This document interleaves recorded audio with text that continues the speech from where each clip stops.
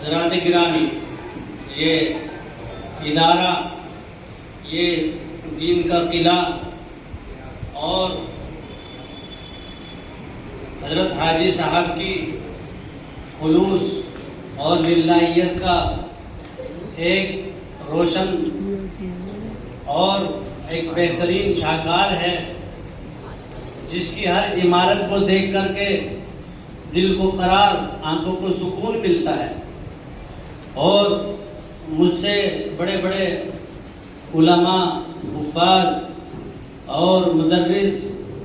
محدث، مشائخ یہاں سے الحمدللہ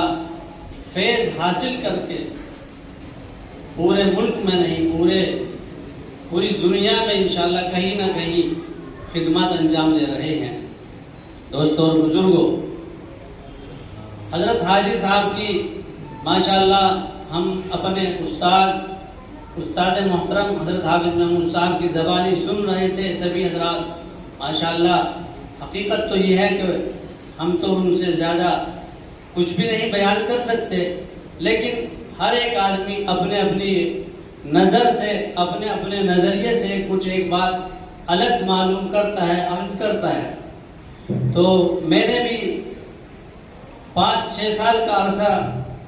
مادر علمی ٹانڈا مدرسے میں گزارے ہیں، اور حضرت کی سادگی، تواضع اور تمام چیزیں الحمدللہ اپنی جگہ پر تھی۔ حضرت کی ایک خصوصیت تو نہیں تھی کہ جو بیان کیا جا سکے۔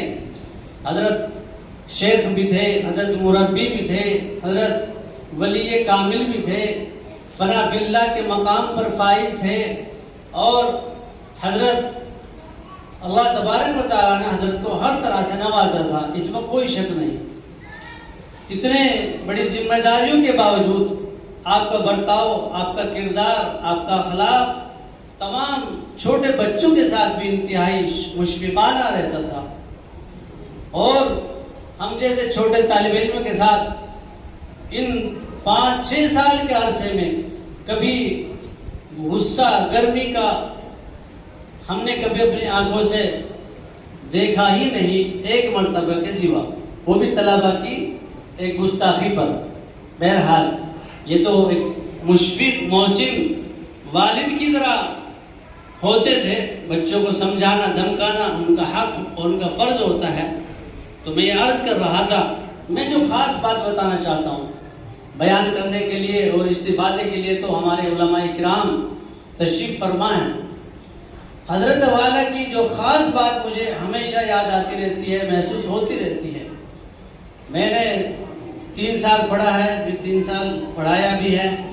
تو جب پڑھنے کے دوران تو کسی کی ہمت نہیں ہوتی، حضرت سے بات کرنے کی بھی نہیں ہوتی تھی۔ آپ کا تقویٰ، طہارت کا رعب اتنا رہتا تھا کہ کسی کی مجال ہمت نہیں ہوتی تھی آپ سے گفتگو کرنے کی، طالب علم کی خاص طور سے۔ لیکن جب میں یہاں پر پڑھانے لگ گیا، حضرت نے مجھ کو بلایا، نا اہلیت کے باوجود، حالانکہ میرے بہت سارے بڑے ساتھی ہم سے کہیں زیادہ لائق فائق تھے، لیکن بس ایک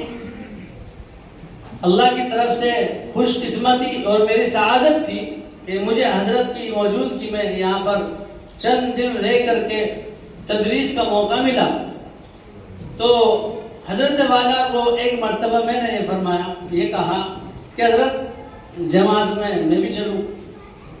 حضرت نے فرمایا، ارے تم تو اپنا کام کرو، یہ کام کرنے کے لیے تو ہم ہیں۔ تو میں کہہ رہا ہوں کہ ایسے دائی، ایسے مبلغ، ایسے مخلص لوگ کہ جو بیک وقت مبلغ، مدرس، محدث اور تمام چیزیں انجام دے رہے ہوں، اور ان کی نظر میں دعوت و تبلیغ اور مدارس الحمدللہ وہ سب ایک ہی چیزیں تھی اور ایک ہی ہیں۔ تو یہ چیز اور یہ اخلاق اور یہ نظریہ جو ہمارے اکابر نے ہم کو پیش کیا، حقیقت میں اسی جذبے کی ضرورت ہے کہ تمام دین کے شعبے، تمام دین کے راستے وہ سب ایک ہیں، الگ کوئی راستہ نہیں، الگ کوئی طریقہ نہیں، کیونکہ اللہ کے نبی صلی اللہ علیہ وسلم نے جو فرمایا ہے حضرت عائشہ صدیقہ رضی اللہ عنہا نے آپ سے پوچھا، حضرت عائشہ صدیقہ رضی اللہ عنہا سے ایک صحابی نے پوچھا کہ آپ کے اخلاق کیا تھے؟ حضرت عائشہ صدیقہ رضی اللہ عنہا نے فرمایا کان خلقہ القرآن، کہ آپ کے اخلاق تو قرآن کریم ہے، یعنی آپ کا جو اخلاق کا عملی نمونہ ہے وہ تو احادیث اور قرآن ہے، اور جو آپ کا مجسمے کی شکل میں اور آپ کی ذات کی شکل میں جو خلق ہے، جو اخلاق ہے، وہ قرآن کریم ہے اور اللہ کے نبی صلی اللہ علیہ وسلم ہے۔ تو قرآن کی تفسیر اللہ کے نبی ہیں ایک ذاتی شکل میں۔ تو بہرحال دین کا سارا کام قرآن کریم کے اندر موجود ہے۔ اللہ کے نبی صلی اللہ علیہ وسلم کی جو صفات تھی، اللہ کے نبی صلی اللہ علیہ وسلم کی جو سیرت اخلاق تھی، وہ قرآن کریم تھا اور قرآن کریم ہے۔ تو ان حضرات نے اسی پیغام کو، اسی بات کو ہم تک ہی پہنچایا کہ پورا دین، پورا قرآن، پورے دین کے شعبے یہ اللہ کے نبی صلی اللہ علیہ وسلم کے اخلاق ہیں، آپ کا خلق ہے۔ تو اس لیے بھائیو بزرگوں، میں یہی درخواست کروں گا کہ ہم اسی جذبے کے ساتھ جس کو اللہ کے نبی صلی اللہ علیہ وسلم نے اپنے صحابہ کو دیا تھا کہ تمام اتفاق سے، اتحاد سے دین کے تمام شعبوں کو انجام دیتے تھے، اور اس جذبے کو پہنچتے پہنچتے ہمارے اکابرین کے توسط سے، جس کو خصوصاً ہم تک پہنچنے میں حضرت حاجی صاحب رحمۃ اللہ علیہ نے جو صحیح طریقے سے اس امانت کو پہنچائی، تو ہم بھی اپنے تمام دینی شعبوں میں اپنے آپ کو اسی طریقے سے متحد اور متفق رکھیں اور مستعد رہیں کہ تمام دین کے شعبے ہمارے ہیں، کیونکہ اگر ہم کسی طرف سے کوتاہی برتیں گے تو وہ نااہل لوگ جو دین کے حقدار بھی نہیں ہوتے، نااہل ہوتے ہیں، وہ اس پر غالب اور قابض ہو جائیں گے، پھر غلط تشریحات کریں گے، پھر کیا ہوگا؟ قد ضلوا واضلوا ہوگا، جیسا کہ آج ہم اپنے زمانے میں دیکھ رہے ہیں۔ بہت سارے غلط لوگ قرآن حدیث کا غلط مطلب تشریحات کرتے رہتے ہیں۔ تو بس میری یہی گزارش ہے کہ ہم اپنے بزرگوں کی وراثت کو سنبھالیں، تھامیں، اور ان کے نقش قدم پر چل کر کے ہم اپنی دنیا اور آخرت کو کامیاب بنائیں،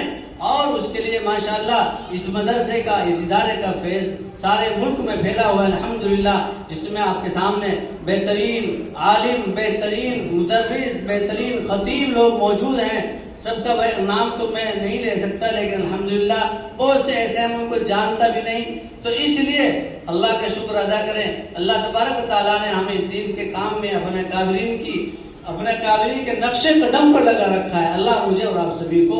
اس کے لیے تا دیر اور قیامت تک کے لیے قبول فرمائے۔